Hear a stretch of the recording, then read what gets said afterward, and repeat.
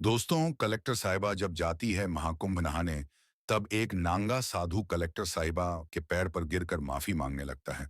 आखिर वह साधु कौन है जिसको कलेक्टर मैडम देखकर चौंक जाती है? यह कहानी इलाहाबाद की प्रयागराज का है।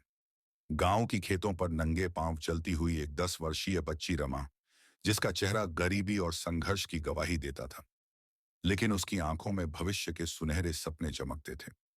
वह अपनी उम्र के बच्चों से अलग थी।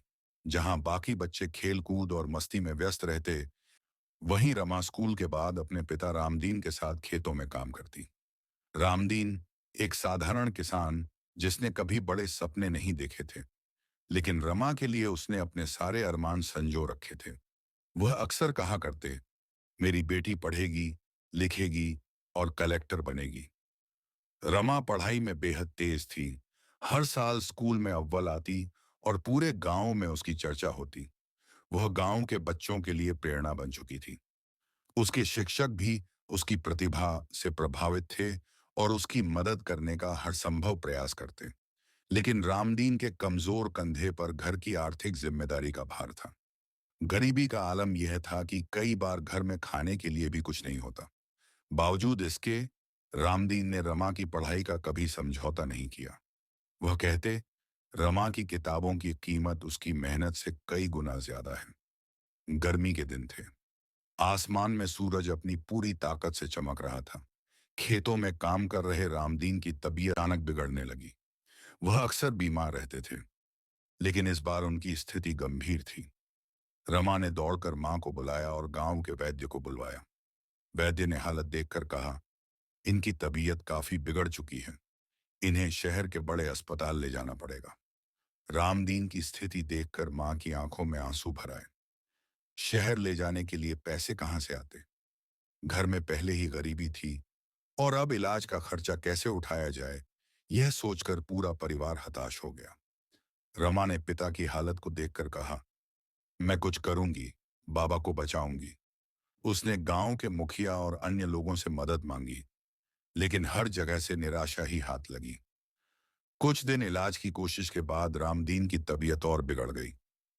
एक रात जब सब सो रहे थे, रामदीन ने रमा का हाथ पकड़कर कहा, बेटी, मैं मुझे माफ करना। मैं तुझे वादा किया था कि तुझे पढ़ाऊंगा, लेकिन अब लगता है कि मेरा वादा अधूरा रह जाएगा। रमा ने उनकी आंखों में आंसू देखे और हाथ जोड़कर कहा, बाबा, मैं आपकी इच्छाओं को पूरा करूंगी। मैं पढ़ाई करूंगी और आपका सपना साकार करूंगी। लेकिन जैसे ही उसने यह वादा किया, उसी रात रामदीन ने अंतिम सांस ली। उस रात ने रमा के जीवन को पूरी तरह बदल दिया। रामदीन के जाने के बाद घर की आर्थिक स्थिति और खराब हो गई। घर में खाने तक के लिए पैसे नहीं थे। गांव के रिश्तेदारों और समाज ने भी उनके परिवार से मुंह मोड़ लिया। अब रमा के कंधों पर घर की पूरी जिम्मेदारी थी। पिता के जाने के साथ रमा का सपनों का सहारा भी छिन गया था। समाज ने भी उसे कमजोर समझा और उसकी पढ़ाई को लेकर सवाल उठाए। लोग कहते, अब इसे कौन पढ़ाएगा? अब तो इसका काम घर संभालना है। समाज का दबाव और मजबूरी का फैसला। रामदीन की मृत्यु के बाद रमा और उसकी मां के जीवन में परेशानियों का सिलसिला थमने का नाम नहीं ले रहा था।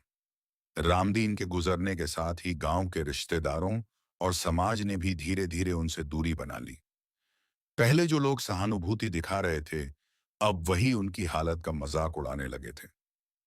रमा की मां, जो खुद गरीबी और तानों से टूट चुकी थी, अब हर रोज नए नए सवालों और दबावों का सामना कर रही थी। रिश्तेदार कहते, इतनी बड़ी लड़की घर में बैठी है, अब इसे पढ़ाने का क्या फायदा? लड़कियों को ज्यादा पढ़ाने से कुछ हासिल नहीं होता। इसकी शादी कर दो, यही इसका भविष्य है।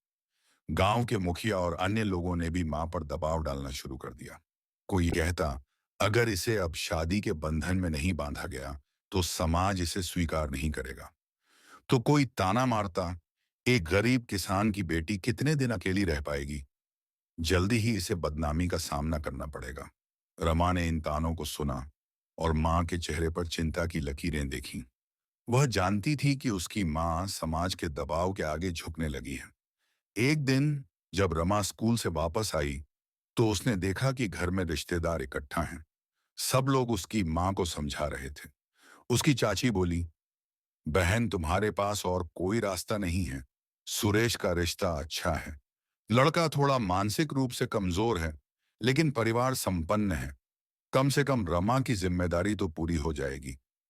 रमा के लिए यह किसी सदमे से कम नहीं था। उसने मां से कहा, मां मैं पढ़ाई करना चाहती हूँ। बाबा का सपना अधूरा नहीं छोड़ सकती। प्लीज मेरी शादी मत करो। लेकिन उसकी मां, जो समाज के दबाव और आर्थिक तंगी से पहले ही टूट चुकी थी, आंसुओं भरी आंखों से कहा, बेटी मेरे पास और कोई चारा नहीं है। मैं अकेली इस घर को और तुम्हारी पढ़ाई का खर्चा नहीं उठा सकती। रमा ने उस रात बहुत रोते हुए सोचा। उसकी आंखों के सामने बाबा का चेहरा और उनके सपने घूमने लगे। लेकिन मां की मजबूरी और समाज की क्रूरता के आगे वह खुद को बेबस महसूस कर रही थी। अंततः कुछ दिनों बाद रमा की शादी सुरेश से कर दी गई। सुरेश एक गरीब परिवार से था और मानसिक रूप से अस्वस्थ था। शादी का माहौल उत्सव से अधिक एक बोझ का एहसास दिला रहा था। रमा के लिए यह जीवन का सबसे कठिन और अंधकारमय मोड़ था। लेकिन रमा ने ठान लिया था कि यह उसकी जिंदगी का अंत नहीं होगा। उसने खुद से वादा किया, शादी मेरी पढ़ाई और मेरे सपनों का अंत नहीं होगी। मैं अपने और बाबा के सपनों को पूरा करूंगी, चाहे इसके लिए मुझे कितना भी संघर्ष क्यों ना करना पड़े। यह फैसला रमा की जिंदगी को और भी कठिन बनाने वाला था, लेकिन उसकी हिम्मत और जज्बा आमरी थी अभी बाकी था। उसने तय कर लिया कि वह अपनी कहानी खुद लिखेगी। शादी के बाद रमा की जिंदगी पूरी तरह बदल गई। जहां पहले उसकी दिनचर्या पढ़ाई और सपनों को पूरा करने के इर्द गिर्द घूमती थी, अब उसकी जिंदगी घर के कामकाज और पति सुरेश की देखभाल तक सिमट गई थी। सुरेश मानसिक रूप से अस्वस्थ थे और उनका ख्याल रखना रमा के लिए एक नई चुनौती थी। घर के बाकी सदस्य भी रमा से ज्यादा उम्मीद नहीं रखते थे। वह उनके लिए बस एक जिम्मेदारी थी, जिसे उन्होंने समाज के दबाव में निभाया था। लेकिन रमा ने इन हालातों को अपनी कमजोरी नहीं बनने दिया। वह जानती थी कि अगर उसे अपनी और सुरेश की जिंदगी बदलनी है, तो उसे अपने सपनों के लिए दोबारा कमर एक रात खुद से वादा किया, मैं हार नहीं मानूंगी। यह शादी मेरे सपनों का अंत नहीं, बल्कि एक नई शुरुआत होगी। रमा ने घर के सारे काम संभालने के बाद पढ़ाई के लिए समय निकालना शुरू कर दिया। दिन में वह खाना बनाती, घर साफ करती और सुरेश का ख्याल रखती। लेकिन रात के सन्नाटे में, जब सब सो जाते, रमा चुपचाप अपनी किताबें खोलती। उसे पता था कि यह आसान नहीं होगा। वह न केवल घर की आर्थिक स्थिति से जूझ रही थी, बल्कि समाज के ताने और पति की बीमारी भी उसकी राह में बड़ी बाधाएं थीं। पढ़ाई के साथ साथ उसने सुरेश का इलाज कराने का भी फैसला किया। उसने गांव के डॉक्टरों से सलाह ली और जैसे तैसे पैसे जुटाकर शहर के अस्पताल में सुरेश का इलाज शुरू करवाया। सुरेश का इलाज करवाते हुए रमा ने महसूस किया कि उनकी हालत में धीरे धीरे सुधार हो रहा है। रमा के इस संघर्ष को देखकर समाज ने उसका मजाक उड़ाना शुरू कर दिया। लोग कहते, अब यह पढ़ाई करके क्या करेगी? इसे अपने घर और पति पर ध्यान देना चाहिए। कुछ लोगों ने ताने मारे, किसान की बेटी, और अब यह कलेक्टर बनने के सपने देख रही है। इसे कोई समझाओ कि यह नामुमकिन है। लेकिन रमा ने इन तानों को अनसुना कर दिया। वह जानती थी कि समाज वही बातें कहता है जो वह समझता है। लेकिन उसने अपने सपनों को समाज की सोच का गुलाम बनने नहीं दिया। रमा ने जब पहली बार सिविल सेवा की परीक्षा दी, तो वह पास नहीं हो सकी। यह असफलता उसके लिए बहुत बड़ा झटका था। उसने कई रातें रोते हुए बिताई, लेकिन उसने हार मानने से इनकार कर दिया। उसने खुद से कहा, असफलता का मतलब यह नहीं है कि मैं हार गई हूं। इसका मतलब है कि मुझे और मेहनत करनी है। रमा ने अपनी गलतियों से सीखा और दोगुने जोश के साथ तैयारी में जुट गई। उसने अपनी पढ़ाई के लिए गांव के शिक्षकों से मदद ली और रात दिन मेहनत करने लगी। सुरेश के इलाज में भी धीरे धीरे सुधार हो रहा था। उनकी हालत अब पहले से बेहतर थी। उन्होंने रमा की मेहनत को देखा और पहली बार कहा, तुम्हारी मेहनत देखकर लगता है कि तुम सच में एक दिन बड़ा काम करोगी।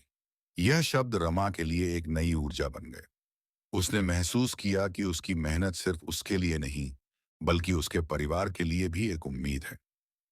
रमा का संघर्ष अब एक नई दिशा में बढ़ चुका था। उसने यह ठान लिया था कि वह न केवल अपने सपनों को साकार करेगी, बल्कि सुरेश को भी एक नई जिंदगी देगी। आखिरकार रमा ने सिविल सेवा परीक्षा पास कर ली। जब परीक्षा का परिणाम आया और रमा का नाम सूची में सबसे ऊपर था, तो पूरे गांव में जश्न का माहौल था। जो लोग कभी उसे कमजोर और असहाय मानते थे, भी उसकी तारीफ कर रहे थे। रमा की नियुक्ति कलेक्टर के पद पर हुई। यह उसके लिए केवल एक पद नहीं था, बल्कि उसके संघर्षों और सपनों की जीत थी। जब उसने पहली बार कलेक्टर की कुर्सी संभाली, तो उसकी आंखों में आंसू थे। यह खुशी के आंसू थे, जो उसके हर दर्द, हर संघर्ष और हर मेहनत की गवाही दे रहे थे। रमा ने केवल अपना ही नहीं, बल्कि सुरेश का जीवन भी बदल दिया। उसके इलाज से सुरेश पूरी तरह ठीक हो गया। रमा ने उसे प्रेरित किया कि वह भी पढ़ाई करे। सुरेश ने भी मेहनत शुरू की और कुछ वर्षों बाद उसने भी सिविल सेवा परीक्षा पास कर ली। अब दोनों पति पत्नी अधिकारी बनकर समाज में नई मिसाल पेश कर रहे थे। रमा की पहली पोस्टिंग प्रयागराज में हुई। यह उसके लिए बेहद खास थी, क्योंकि यह वही स्थान था जहां उसने अपने सपनों को पूरा करने की शुरुआत की थी। कुंभ मेले के दौरान जब वह व्यवस्थाओं का निरीक्षण कर रही थी, तभी एक बूढ़ा साधु उसके सामने आया। साधु के चेहरे पर पछतावे की लकीरें साफ झलक रही थीं। वह साधु और कोई नहीं, बल्कि रमा का चाचा था, जिसने उसकी जबरदस्ती शादी करवाई थी। वह रोते हुए रमा के पैरों में गिर पड़ा और बोला, बेटी, मैंने तेरे साथ अन्याय किया। मैं तुझसे माफी मांगने लायक भी नहीं हूं। मेरे पापों का फल मुझे और मेरे परिवार को भुगतना पड़ा। मुझे माफ कर दे। रमा ने उसे उठाया और कहा, चाचा, गलतियां हर इंसान से होती हैं, लेकिन उनसे सीख लेना और उन्हें सुधारना ही सबसे बड़ी माफी है। आपसे जो हुआ वह गलत था, लेकिन मैं चाहती हूं कि आप अब हर लड़की को उसके सपनों को जीने का अधिकार दें। यही मेरे लिए सबसे बड़ी माफी होगी।